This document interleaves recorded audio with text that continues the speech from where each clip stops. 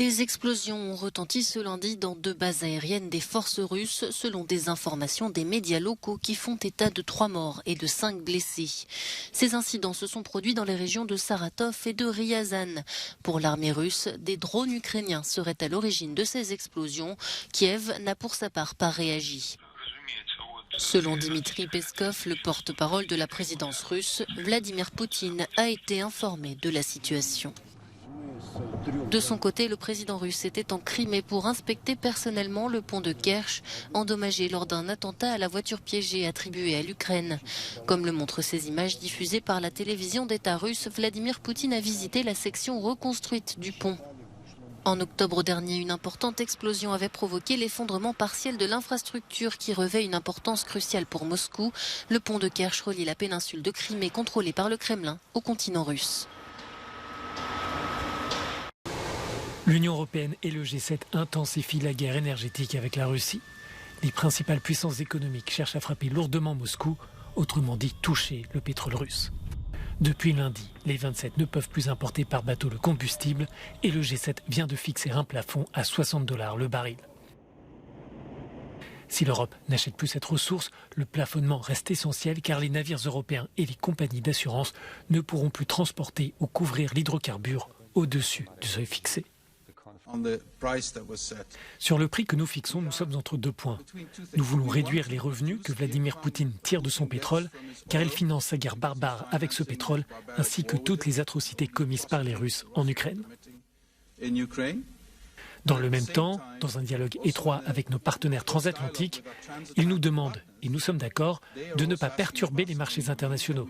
Cela ne nous aiderait pas non plus.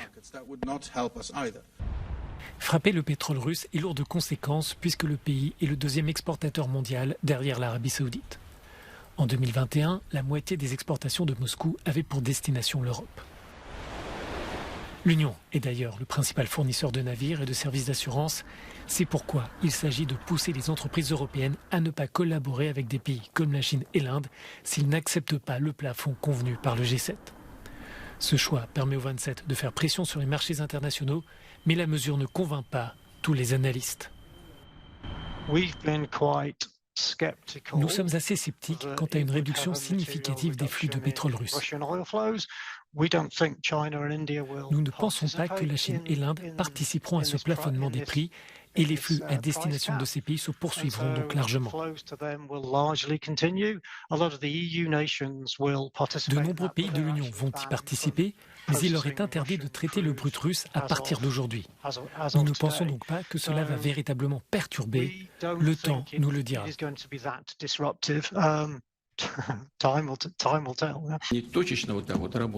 Le Kremlin dit vouloir interdire vendre son pétrole en dessous du plafond, même si cela signifie réduire sa production. Toutefois, cette décision change un peu plus la carte énergétique mondiale, dont les frontières restent floues et dont les incertitudes qui en découlent auront un impact direct sur le quotidien des citoyens.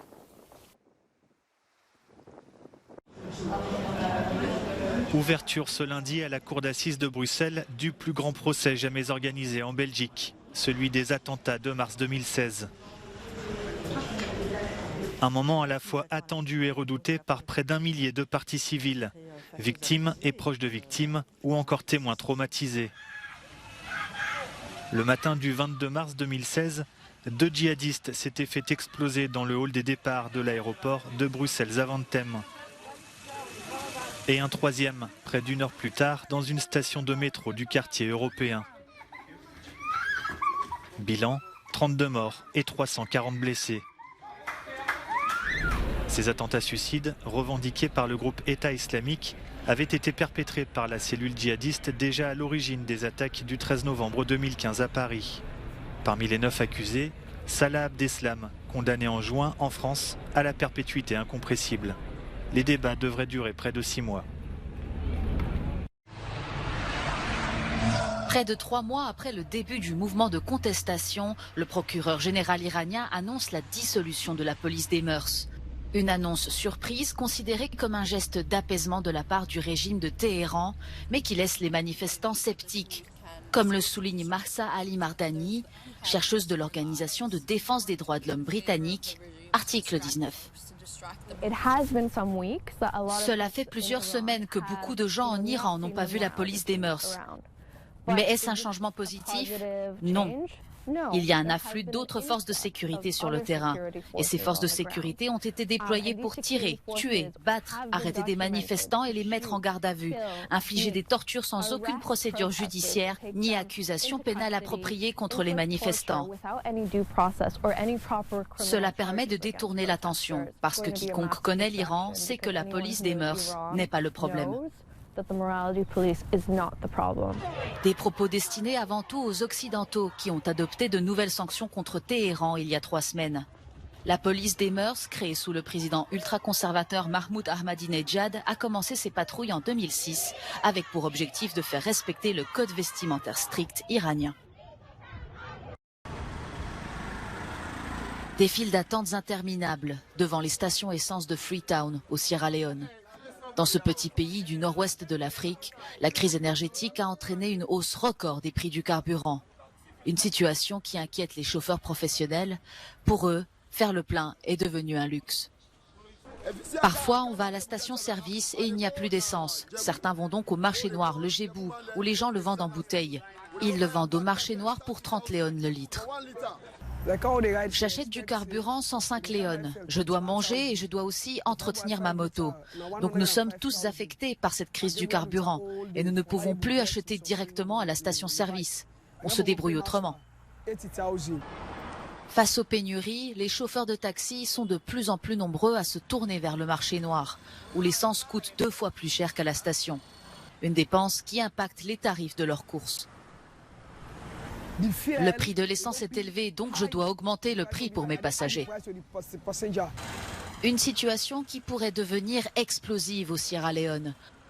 Au mois d'août dernier, une manifestation contre la vie chère a dégénéré en affrontement entre la police et des jeunes exigeant la démission du président.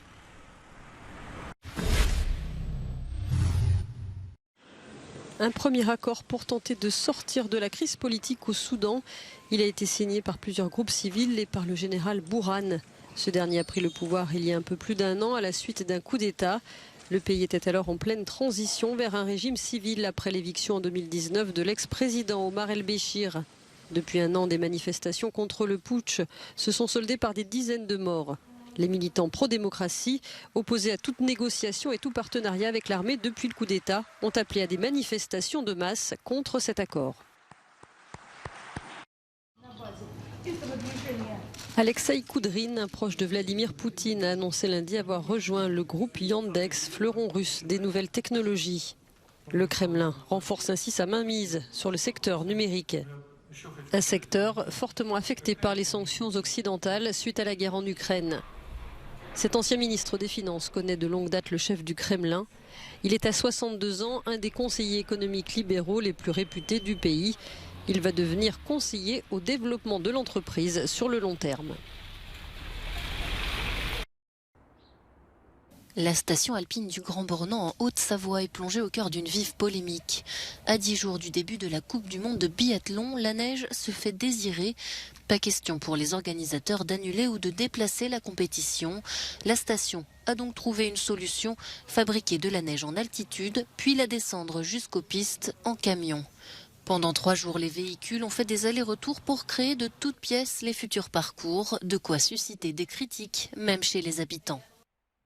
On regarde avec un sourire moqueur le Qatar et ses stades climatisés. Et en fait, le principe qu'on est en train de développer ici est exactement le même principe.